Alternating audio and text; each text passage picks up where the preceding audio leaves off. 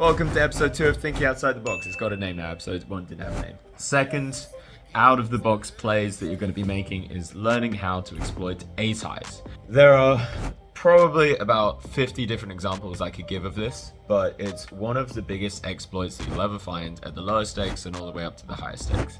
Once you get to the higher stakes, people are more aware of it. There are leveling wars. Sometimes people will try and do this, and you have to be on the level above, or the level above the level above. But up until the higher stakes, this is going to be a pretty easy exploit to get in your system because it's really hard to navigate unless you're super aware of how your range is constructed in certain spots. So first example, we are going to be, let's say, the cutoff, and the big blind's going to be defending in a cash game, 100 big blinds deep. So we've got queen jack offsuit, we open the cutoff, big blind's going to defend, the flop is going to come 5-5 deuce, 6-6 deuce. Let's go 6-6 deuce. Make a better point. We're going to continuation bet a quarter pot against a person that's probably going to be playing pretty normally. People tend not to check raise these spots too liberally, and the big blind is going to call. Now, instantly, when somebody goes through a range analysis in their mind, they're like, okay, we're going to be up against a lot of ace highs, a lot of pairs, etc., etc. What people won't realize is just how much of your opponent's range is ace and king highs. Maybe it's the odd queen high backdoor floats. That's why I gave us queen jack, because there aren't going to be too many of those. We don't have any showdown value. So 6-6 deuce. The turn is going to be a 9. Give it a flush draw. Again, a normal person might look at this and be like, oh, it's an okay hand to barrel. We might be able to, fold them off some ace highs, but they won't realize exactly precisely, probably like 80% of their range is just king and ace high floats. And when people are going to be check raising most of their trips on the flop, which vast majority of people do, if you break down their range, it's just going to be like ace jack, ace 10, ace 9 is a pair, ace 8, ace 7, ace 6 is trips, ace 5, ace 4, and ace 3, and then ace deuce is in there as well. And then there's king queen, king jack, king 10, and maybe some like queen jack suited in there, backdoor flush draws.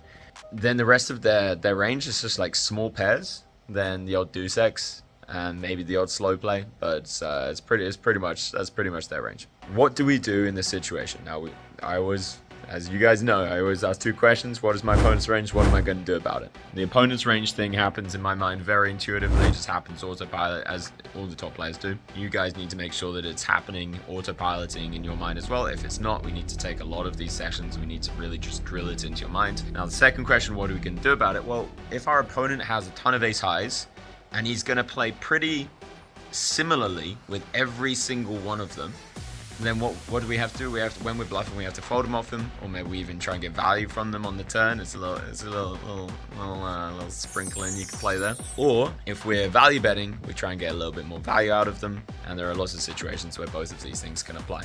So now the question is, what are you going to do? You answer it yourself. Pause the video. So 6-6 deuce 9. I will ask myself, okay, let's imagine he's got like the best ace high you can have here, ace jack. How much do I need to bet to know that ace jack is just absolutely going to fold? Let's say there's, say 6 big blinds in the middle, something along those lines. How much will ace jack definitely fold to? Probably like 8 big blinds, if I had to guess, something along those lines. Like, you'll definitely, the lower stakes you are, the lower you'll have to bet. Sometimes it'll be like half pot. But in the higher stakes, let's say you're playing like 200 L, 100 L on GG or something along those lines, you'll have to end up betting something like, 1.3x pot to make sure that he definitely folds ace jack.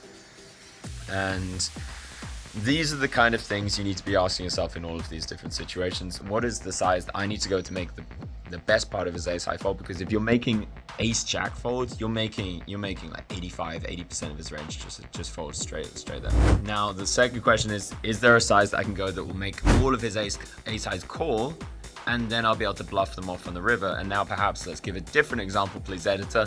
The flop is going to be 4-4 deuce.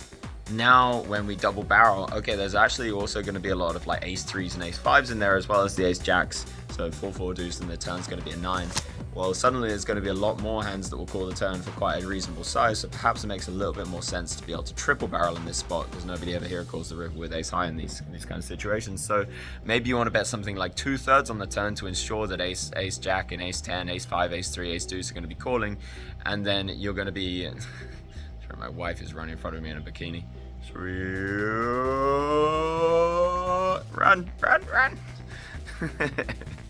Get your eyes away from my wife. then you need to be perhaps betting something like 2/3 to make sure they're going to call. Value betting your queen high to then bluff the river for whatever size the river deems to be necessary. Let's pretend it's a 10. Maybe you can go something like a 1/3 pot on the river, a 1/2 pot on the river. Probably a 1/3 is good enough, honestly. At the lower stakes at least, and then 1/2 of the higher stakes or 2/3 of the higher stakes seems to make a lot of sense. So you see what I'm doing here? I'm not giving you the exact answer of how to play or what to play. I'm just telling you, here's the thought process, and here's one really, really serious exploit that comes up so fucking often. So one more example that I'm going to be giving is blind versus blind. Let's say blind versus blind, but we're going to be the big blind. And the flop's going to be something, let's say the small blind raises, we defend the big blind with Jack 10 suited. Flop's going to be something like 9-9-4 with our, we got a backdoor flush draw. He checks, we bet 1/3 because, we're stabbing. He calls. So let's say there's going to be 10 in the middle. 10 in the middle. So 10 big blinds in the middle. Turn is going to be a 6. Now, again, this is one of those situations where the vast majority of people, when they have a check call range on this flop, is just going to be so much ace high, so much king, queen, king, jack, so much ace, king, ace, queen, ace, jack, ace, 10, etc., etc., etc. You get the point. Now, what are we going to do about it? Now, a lot of people, when they see this turn, they're like, well, I could have some other bluffs here. I could have used this, so maybe jack 10 is not the kind of hand I want to use to bluff. Let's say it's rainbow. Editor, please. So there's no flush draws.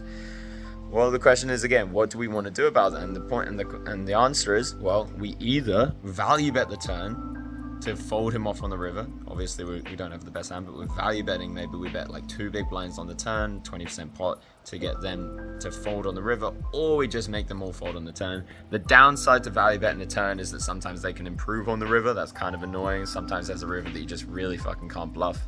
If like another 9 comes or something like that, it'd be really annoying. And that means you can just get it over and done with. You win on the turn, especially if you're playing tournaments. That's really important because it's actually really important to just win the pot in tournaments because chips are worth so much more when you have edge versus the field. It's a lot of information, I know. Replay that a few times if you didn't understand it.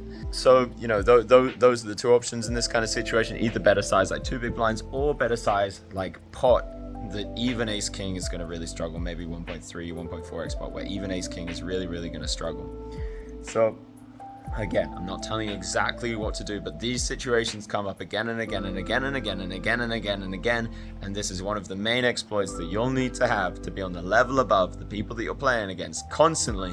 And these are the small pots that it makes all the difference when it comes to exploiting people. The GTO players don't know how to do this very well. If you want to go to the level above, quite often you'll find people doing exactly what I'm telling you to do, and you just have to hero call with your ace highs, with all of your ace highs on the turn. So let's say it's the other way around. Again, this is for the higher stakes people playing against very thinking players, but maybe you can just have it in the back of your mind for when you get up there.